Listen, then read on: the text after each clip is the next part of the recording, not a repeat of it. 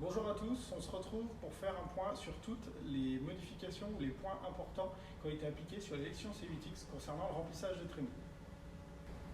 Avant de voir spécifiquement chacun des points, nous allons parler des débits d'élévateurs qui ont été augmentés pour l'ensemble des élections C8X. C'est-à-dire que nous retrouvons un débit d'élévateur de 59 litres secondes pour l'élection 5000, 6000 et 7000. L'élection 8000 ont quant à elles un débit d'élévateur de 80 litres secondes. Ce qui fait qu'aujourd'hui, si nous faisons le parallèle, une 5003 a un débit d'élévateur équivalent à une élection 780 type C7X. La première modification concerne la tension de la chaîne d'élévateur, puisque sur l'ensemble des élections C8X, la tension s'effectue aujourd'hui par le bas. Deuxième point, dans le cas où la tension est arrivée à son maximum, vous avez la possibilité de retirer une demi-maille sur la chaîne, puisque celle-ci en est équipée d'usine de 2 demi-mailles. Dernier point concernant la chaîne d'élévateur, celle-ci peut être aujourd'hui retirée par le bas. Le point suivant concerne l'humidimètre. Celui-ci est identique aux générations élection C7X. Toutefois, nous allons faire un rappel sur son fonctionnement. Nous avons une ouverture au niveau de l'élévateur, mais également une palette ici qui vient fermer le bas de la prise d'échantillon. Comment celui-ci va-t-il fonctionner? Lorsque la palette va monter dans l'élévateur rempli de grains, naturellement, le grain va tomber au niveau de l'ouverture et venir se stocker ici afin de faire une prise d'échantillon. Le capteur qui est ici mesurera l'humidité et vous l'affichera au C10. Une fois le délai dépassé, l'électrode est alimenté, le vérin allongé, la palette à ce moment-là s'ouvre, libérant l'échantillon pour qu'il puisse retomber au niveau de l'élévateur et un nouvel échantillon est pris.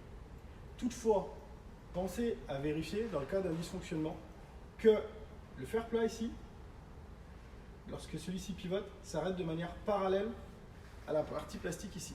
Ceci vous donnera une idée de l'état de la palette à l'intérieur contenant l'échantillon. Nous nous retrouvons au sommet de l'élévateur pour faire une présentation de la Grain Quality Camera. Celle-ci était déjà présente sur l'élection C7X.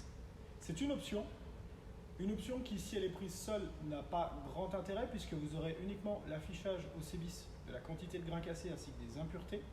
Toutefois, elle apporte son intérêt quand elle est couplée à un CMOS auto-trashing puisque c'est elle qui donnera les indications au système afin que la vitesse batteur, le réglage du contrebatteur, la mise en place du segment de battage et des tôles sous le contrebatteur se fassent automatiquement en fonction des conditions de récolte et des photos qui sont prises par cette Grain Quality Camera. Nous allons ensemble la déposer pour que vous puissiez la voir.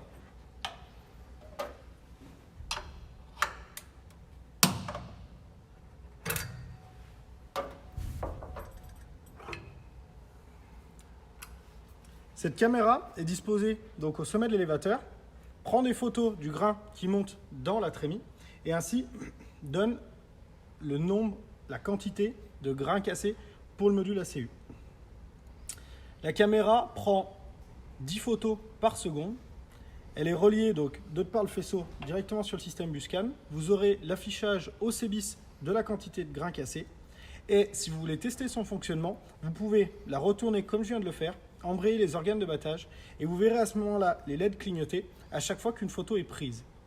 Enfin, dernière partie, la partie réglage, maintenance. Sur cette Grain Quality Camera, vous n'aurez pas de maintenance, c'est-à-dire qu'il n'y a pas de calibrage à faire à proprement dit sur la caméra en elle-même.